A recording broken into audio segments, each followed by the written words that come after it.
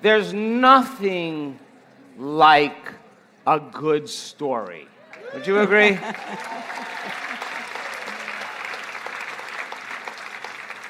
This is Sandra. She had a nice, wonderful healing experience. Now, to me, I find her so beautiful. Take your time and you talk to them, okay? All right, here she goes. I had a motor vehicle accident in 1997. And the discs pushed my spinal cord to the side, and they said it was too dangerous to operate on me. So for about 4 or 5 years, I walked like a child with cerebral palsy. I was very spastic. Tell them what you told me. What was the condition diagnosed as? It was spinal stenosis. You know what that is?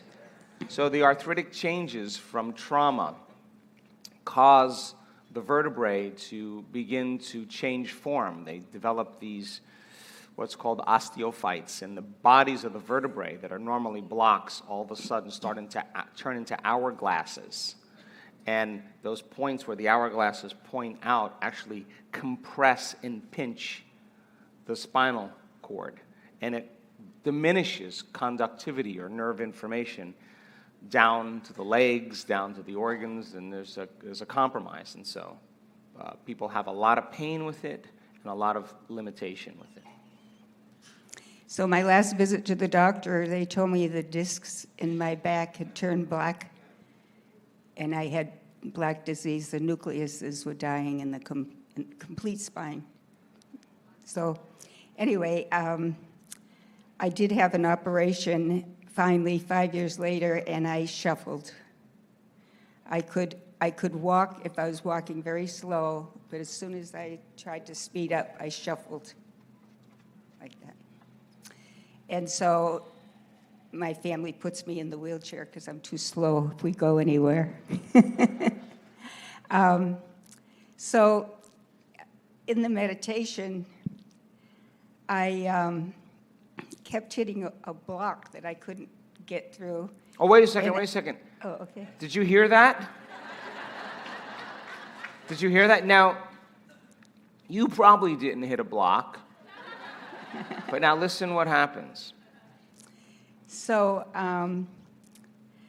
I thought, well, he said to surrender, and so I thought, well, what the heck? There's a divine intelligence in me that knows where to take me and knows where to go. So I just kind of floated in that space, very spacious. And that's when the movie started.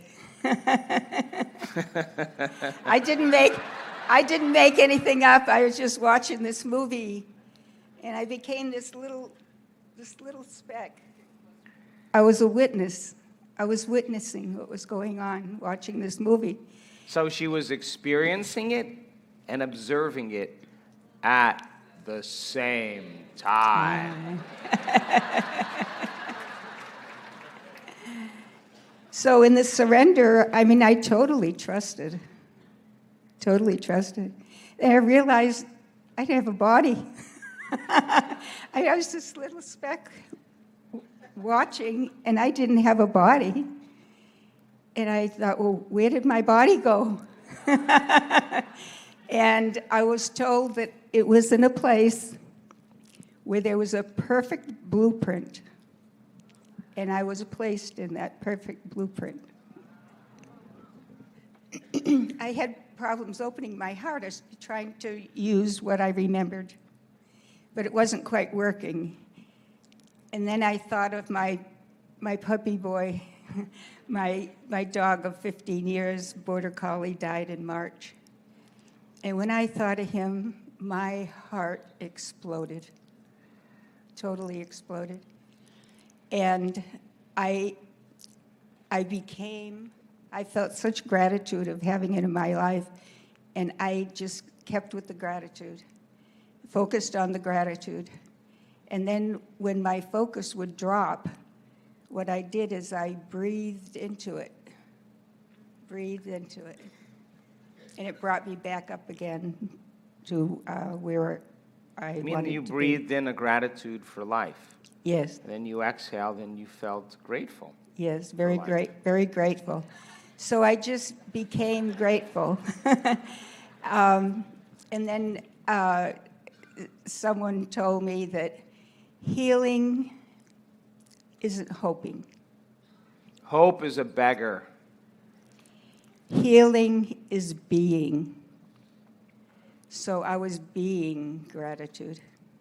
Love and gratitude. It was like my eyes were looking out of love and gratitude, and I didn't have a body. Still doesn't have a body.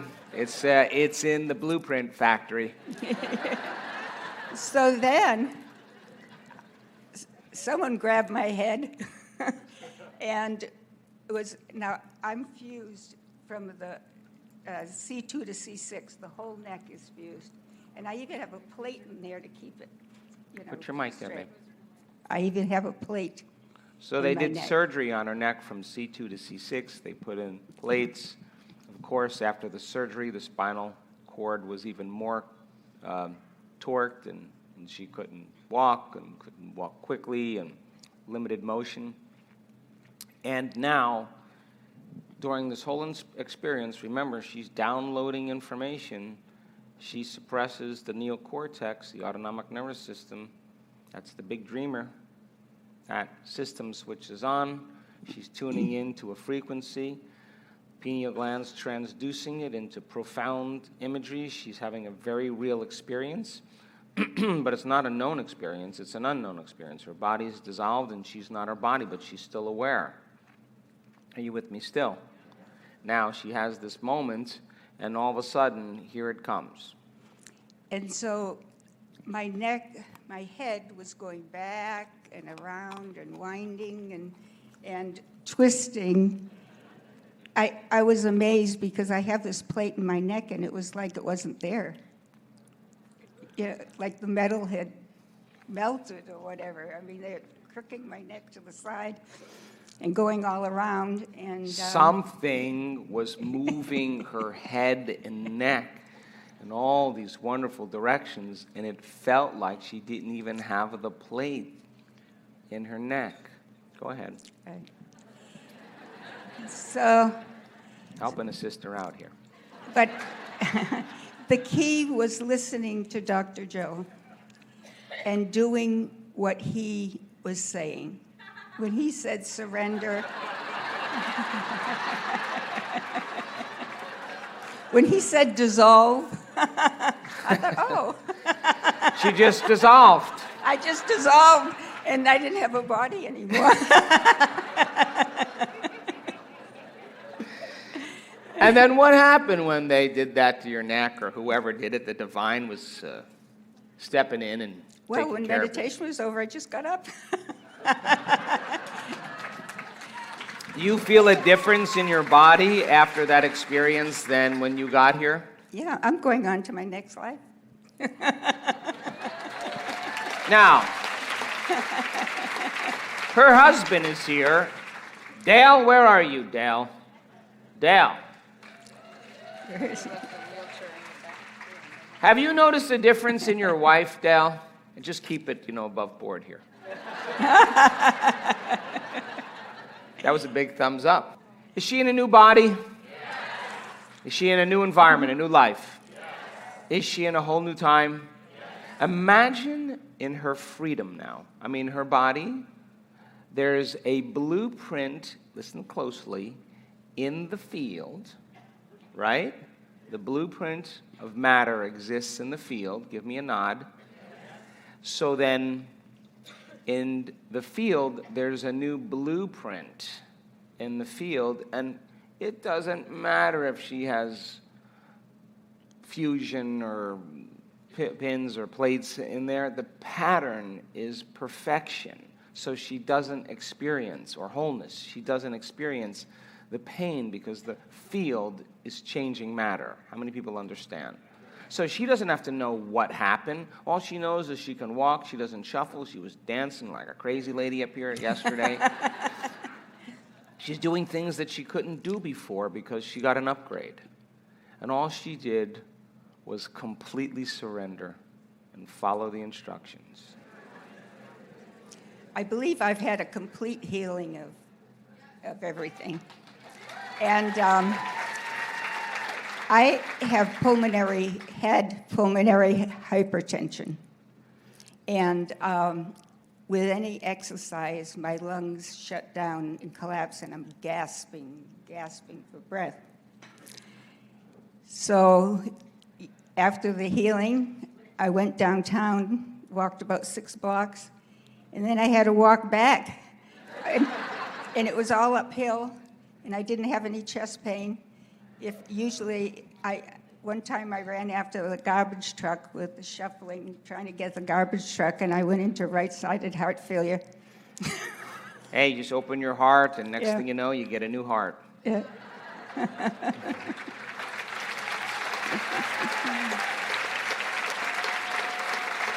So, you know, a lot of people in this work have Raynaud's of the heart. You know, those arteries are constricted because there's a signal that's doing it. Do you understand? There's some type of vigilance. There's some type of protection. There's some type of anticipation that something like it in the past is going to happen again. So the heart stays vasoconstricted, and of course then you have the most important muscle in your body is not getting oxygen and blood flow, and so the heart weakens. You open that heart of yours. I mean, when you truly start manufacturing oxytocin, there's a cascade effect that signals that nitric oxide, and that nitric oxide causes another chemical to literally cause an engorgement of blood. Those coronary arteries open up, and the heart is being enriched with energy, with blood, with oxygen, with nutrients. And the person's heart is feeling full, and it's a physiological phenomenon. And when that happens, it resets the baseline in the amygdala, and all of a sudden the person drops from that same idle in the brain, that same vigilance, and all of a sudden that becomes a permanent reset for the heart to function on a different level. And in a matter of seconds, we have had men